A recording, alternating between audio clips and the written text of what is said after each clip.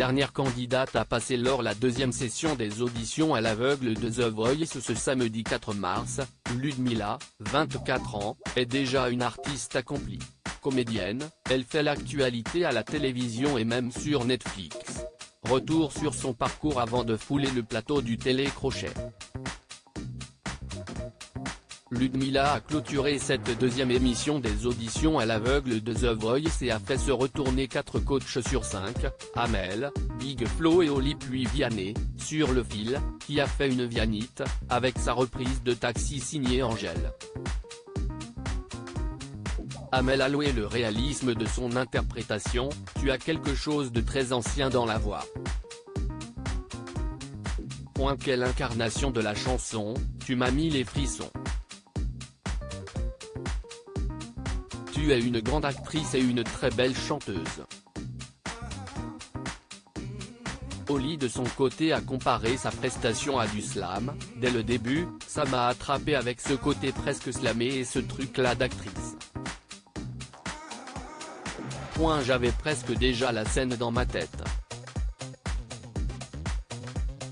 Et Big Flo de renchérir, interpréter, c'est ça qui touche vraiment les gens, c'est plus important qu'une belle voix. Vianney, quant à lui, s'est montré plus nuancé, en tout cas sur le début de la prestation, la narration n'a pas été suffisante pour moi. Puis tu as libéré le timbre et je me suis fait embarquer par ton talent. Et tu as une voix incroyable quand tu parles aussi. Flo a même fini par proposer à Ludmilla d'embrasser une nouvelle carrière, tu pourrais faire du doublage aussi, j'ai des contacts. Et Ludmilla de répondre, j'adorerais.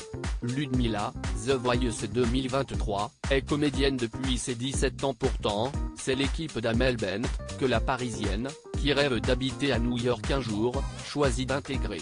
De quoi donner des ailes à cette candidate qui pratique le chant mezzo-soprano, la danse classique, jazz et contemporaine et qui fait aussi des claquettes.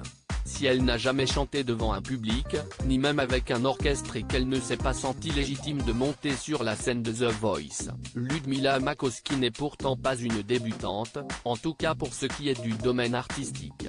La comédienne, qui réunit déjà une jolie communauté derrière elle, 18 800 d'abonnés sur Instagram avant son passage dans The Voice, joue la comédie depuis 17 ans. En effet, à l'âge de 7 ans, elle commence à suivre des cours de théâtre à la sortie de l'école.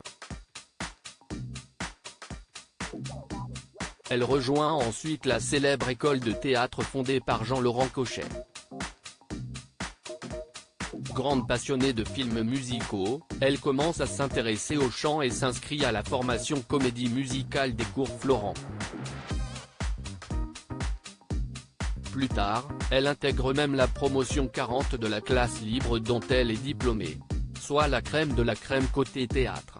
The Voice 2023, Ludmilla joue Ludivine Sagné, jeune, dans Lupin en 2021, c'est la série Lupin, créée par Georges Kay et François Uzan et avec Omar Sy en prince des voleurs, énorme succès sur Netflix, qui la révèle. Elle interprète le personnage de Claire jeune, campée par Ludivine Sagné à l'âge adulte, dans les épisodes 3, 5 et 6 de la saison 1. Le Los Angeles Times voit alors en elle une future star.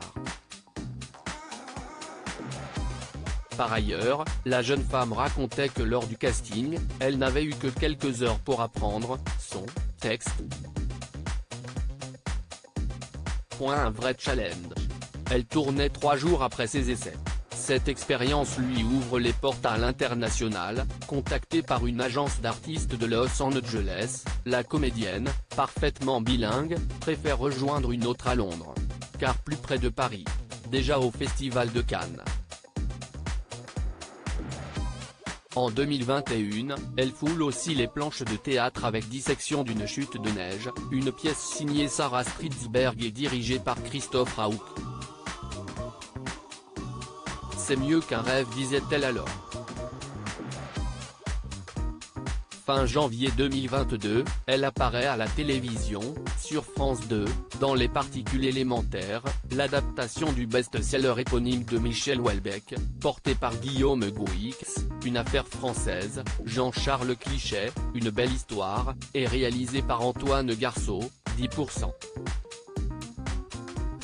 L'année dernière, elle est sélectionnée dans les talents Adami et monte les marches du 75e Festival de Cannes pour le court-métrage Mouton Noir, un thriller de Déborah François. Elle partage l'affiche avec les comédiens Vanille Lehmann, Jérémy Gillet ou encore Constance Dolé. On la retrouvera même le 8 mars prochain sur France 2 dans la mini-série Les Siffleurs de Nathalie Marchak aux côtés de Charles Berling, Nadia Fares ou encore Stéphane Monpetit, connu pour son rôle d'Eliott dans Un si grand soleil. La mini-série de 2 épisodes traite du harcèlement de rue. Ludmilla interprète Lila, une ravissante étudiante qui porte plainte pour agression et qui disparaît brutalement le lendemain, après une soirée entre copines. Et très bientôt sur France 2 et Netflix. Elle sera enfin à l'affiche de la mini-série Événement Bardot de Christopher et Daniel Thompson, avec Julia de Núñez dans le rôle titre mais aussi Victor Belmondo, Géraldine Pala, Hippolyte Girardot, Yvan Attal, et Anne Leni. Diffusion prévue dans les 6 mois, sur France 2 et Netflix.